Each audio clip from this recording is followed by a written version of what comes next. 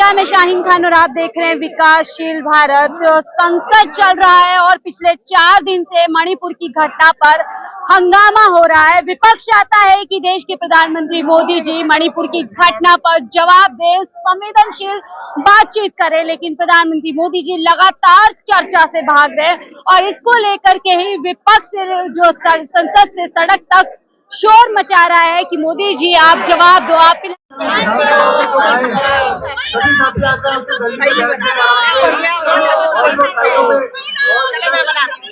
सवाल दूंगी, 4 दिन से हल्ला गुल्ला हो रहा है संसद के अंदर कि पीएम मोदी जी चर्चा कीजिए, मणिपुर पर जवाब दीजिए, किस तरीके से मणिपुर में शांति होगी।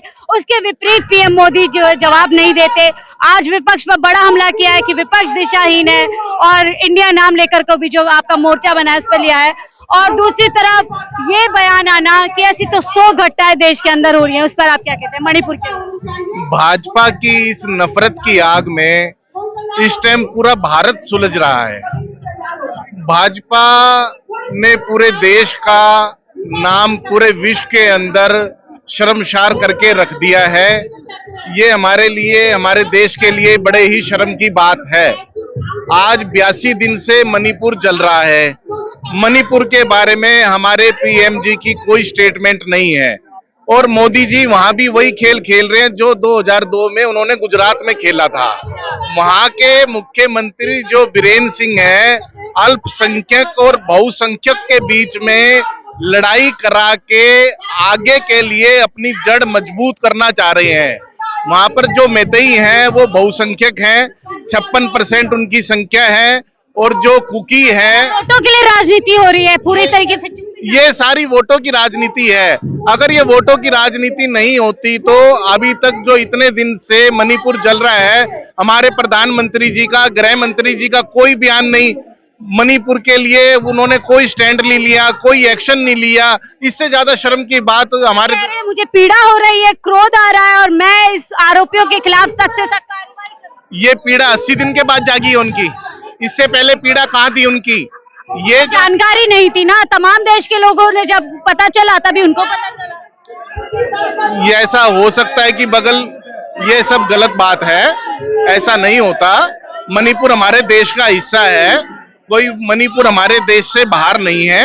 मणिपुर के अंदर ये जो भी काम हुआ है ये सारा राजनीति से प्रेरित है और वहां पर मोदी जी जिस तरह से 2002 में उन्होंने गुजरात के अंदर गोधरा कांड किया था, कार सेवकों के साथ जो उन्होंने पहले जलाया उनको, और उसके बाद एक्शन रिएक्शन, क्रिया प्रतिक्रिया की जो राजनीति मोदी ने करी है वही मणिपुर के मुख्यमंत्री बीरेन सिंह भी कर रहे हैं। नेता को सस्पेंड कर दिया गया है क्योंकि उन्होंने सवाल किया मणिपुर। जो भी भाजपा सरकार के खिलाफ या मोदी जी के खिलाफ बोलता है, अराजकता फैला रहे हैं आप लोग संसद के अंदर। इसमें अराजकता फैलाने वाली कोई बात नहीं है। विपक्ष सिर्फ ये कह रहा है, सिर्फ आम आदमी पार्टी नहीं, सारा विपक्ष भी ये कह रहा है मणिपुर के लिए संसद के अंदर बहस होनी चाहिए। इस चीज से भाजपा बच रही है और भाजपा जो बहस कराना चाह रही है वो सिर्फ एक ड्रामा कर रही है, क्योंकि जिस आर्टिकल के तहत सदन के अंदर बहस होनी चाहिए उस आर्टिकल के अंदर। देखिए इतना समय बहुत है, कर लीजिए चर्चा, क्या दिक्कत हो रही है? नहीं, वो जो चर्चा करनी चाहिए, जिस आर्टिकल के तहत वो चर्चा होनी चाहिए, वो चर्चा वो लोग नहीं कर रहे। ये तो एक सदन को और एक देश को गुमराह कर रहे हैं कि हम चर्चा करने के लिए तैयार हैं, और उस चर्चा के अंदर प्रधानमंत्री जी क्यों नहीं आते? भाजपा के नेता मनोज तिवारी जी बड़े ही अपशब्द बोल रहे हैं विपक्ष के लिए। अपशब्द बोलना तो भाजपा की आदत है, ये कोई अच्छी राजनीति नहीं करते हैं। ये लोग बहुत ही, इन लोगों की जो राजनीति। बताइए, जो आप लोग आज प्रदर्शन कर रहे हैं इसके जरिए क्या कहना चाहते हैं? मैं तो सिर्फ यही कहना चाहता हूं, जो आज मणिपुर इतने दिनों से जल रहा है, इस मणिपुर को बचाया जाए। आज कम से कम 150 लोग वहां मर चुके हैं और 60,000 से ज्यादा लोग बेघर हो चुके हैं। अभी भी जारी है, अभी तक जारी है, लेकिन पीएम मोदी जी चुप ही नहीं था। हाँ देखिए, सबसे पहली बात, विदेश में घूम रहे हैं, सबसे पहली बात बता रहे हैं, अमेरिका चले गए। हमारे घर में अगर कोई बीमार होता है ना तो अमेरिका क्या, कहीं भी कभी फ्री वीजा भी मिल जाए तो नहीं जाते हैं भाई, हमारे घर ये बीमार है, बच्चे बीमार हैं। तो मोदी जी के तो कोई बच्चा है नहीं, हम सोचते थे पूरे देश को ही बच्चा मानते हैं। ऐसे हम सोचते थे, लेकिन जो अभी 2002 की बात भाई साहब बता रहे थे ना, 2002 में सरेआम मुसलमानों को मरवा दिया, आज तक केस नहीं हुआ। और जो बंद हुए जेल में, उनका स्वागत करा गया जब वो छुट के बिना मतलब छोड़ दिए। आप भी पत्रकार हैं तो आप जानती हैं। और इसके अलावा इन्होंने मणिपुर में अब जाके कुछ प्रक्रिया शुरू की है। अब अभी भी कहाँ एक्शन तो नहीं लिया गया कि अगर सीएम का वहाँ का इस्तीफा लेते कुछ बड़ा सही एक्शन। बात है। तो मैंने एक बात कही कि जैसे हर आदमी कहता है बेटी बचाओ बेटी पढ़ाओ, है इनका किसका बेटी है पहले तो ये बताओ। ये सारे के सारे किसी के बच्चे ही नहीं है। इनके बच्चे ने, इसलिए इनका एहसास नहीं है। आप एक बात बताओ, आपके ये काम है, लेकिन पीएम मोदी तो कह रहे हैं मुझे पीड़ा हो रही है, क्रोध हो रहा है। वो मुसलमानों को खड़े होकर मरवाया है। यहाँ पर जंतर मंतर में कह रहे हैं या तो मतलब राम राम चिल्लाएंगे, नहीं तो मुस्लिम काटे जाएंगे। यहीं पे आपने सुने भी होगा। ये इंडियन पीएम मोदी तो कहते हैं सबका साथ सबका विकास। हमारे इंडियन पेनल कोड में है ये, कैसे हम किसी के नाम एक भी जेल जाता हुआ दिखाओ। इधर करावल नगर में झगड़े हुए, कई मुसलमानों के बच्चे अभी तक अंदर हैं, अभी तक 2 साल हो गए, छुटे नहीं है 2-3 साल। ये मोदी जी ने जो 77 दिन के बाद मणिपुर के बारे में जो स्टेटमेंट भी दी है, वो भी जब दी है जब सुप्रीम कोर्ट अटॉर्नी जनरल ने अपना इंटरफेयर किया है कि सरकार मणिपुर के लिए कोई एक्शन लेती है तो ठीक, नहीं तो हम एक्शन लेंगे। सीजीआई का हंटर नहीं चलता तो पीएम मोदी की चुप्पी नहीं टूटती। आप ये कह रहे हैं? नहीं, पीएम मोदी जब भी कुछ नहीं बोलते, ये भी हमारी न्यायपालिका ने और अटॉर्नी जनरल ने जब सख्त हुई है कि अगर सरकार मणिपुर के लिए कोई एक्शन नहीं लेती तो हम एक्शन लेंगे।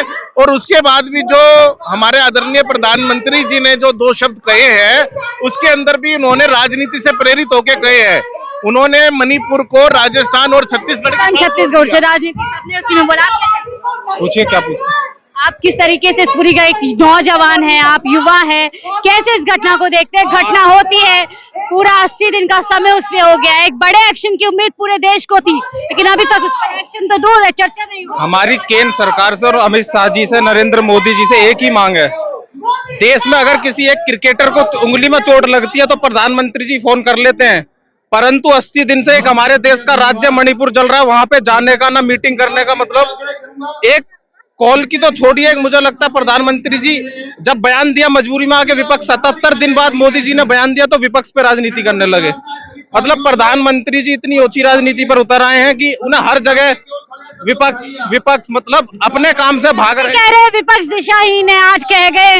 लोग चाहते थे कि वो बोले, वो कह रहे विपक्ष दिशाहीन कैसे? उनके गठबंधन में 36 दल है, हमारे में तो 24 ही है। इंडिया नाम लिखा है, नाम बदलने से कुछ नहीं हो। उनका ये बयान ये दर्शाता है कि वो इस गठबंधन से बहुत ज्यादा बौखला चुके हैं। उनके 9 साल में कोई कार्य नहीं हुआ देश में, एक भी ऐसा कार्य 9 साल में भारत सरकार अगर गिना दे जो देश की जनता के लिए अच्छा हो तो कहीं। अब वो बौखला चुके हैं तो वो इंडिया मोर्चे को कह रहे, इंडियन मुजाहिदीन भी आया था और ईस्ट इंडियन कंपनी भी आई थी, कुछ बिगाड़ के नहीं गए, वापस जाना पड़ा। तो मोदी जी अब विपक्ष की तुलना आतंकवादियों से और लुटेरों से कर रहे हैं। इसका मतलब यह है कि वो डर चुके हैं विपक्ष के इस गठबंधन से। उनकी बौखलाहट ये बता रही है कि वो बहुत ज्यादा डर चुके हैं इस गठबंधन से, उनकी जमीन खिसक चुकी है। और अब उन्होंने एक गठबंधन बनाया एनडीए, उसमें 25 दल ऐसे हैं जिनके पास एक भी सांसद नहीं है, एक भी। लेकिन एक भाई होते हुए, एक बेटा होते हुए, एक देश के आप जो है नागरिक होते हैं, महिला सुरक्षा को देखते हैं, क्या चाहते हैं सरकार? महाभारत में द्रौपदी का चीरन हुआ था, पूरा साम्राज्य खत्म हो गया था। अब वही राज आज हो रहा है। 2 महिलाओं को, महिला का पति कहता है कि मैंने अपने देश को करगिल के युद्ध में तो बचा लिया, परंतु मैं अपनी पत्नी को नहीं बचा पाया। कितने शोक की बात है। एक ब्रिगेडियर सेना का कहता है कि मैं अपनी बहन को नहीं बचा पाया पर देश को बचा लिया। क्या यह देश के लिए शर्मनाक बात नहीं है? मतलब देश बहुत ही विपरीत स्थितियों में चला गया है। इन्हें आपस में लड़ाना, हिंदू को मुस्लिम से लड़ाओ, मुस्लिम को सिख से लड़ाओ, सिख को हिंदू से लड़ाओ, आपस में लड़ाओ, फूट डालो राज करो की नीति पर भाजपा सरकार चल रही है। जब